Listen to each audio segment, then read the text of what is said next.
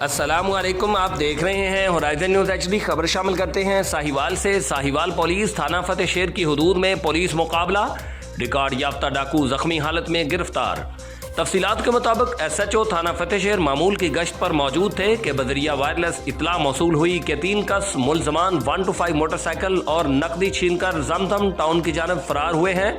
इसी दौरान एसएचओ थाना फतेह शेर का मोटरसाइकिल सवारों से आमना सामना हुआ, जिन्होंने पुलिस पार्टी को सामने से आता देखकर मोटरसाइकिल रोक लिए और पुलिस पार्टी पर सीधी फायरिंग शुरू कर दी।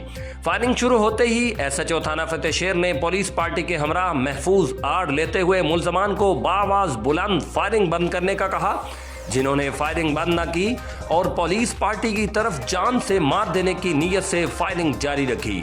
पुलिस ने हिफाजत खुद इख्तियारी और मुलजमान को डराने की नीयत से इक्का दुक्का हवाई फायर किए।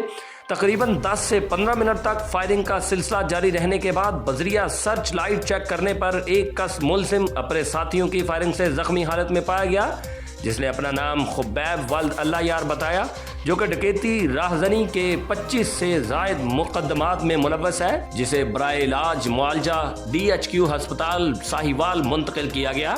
जबकि बकिया मुलजमान की गिरफ्तारी के लिए मुख्तलिफ मकामात पर छापे जारी हैं। मुलजमान को जल्द अज जल्द गिरफ्तार करके कानून के कटहरे में खड़ा किया जाएगा। तर्जमान police Sahiwal. Report Rauf Shahzad Jat, divisional bureau chief Sahiwal, horizon news HD, Pakistan.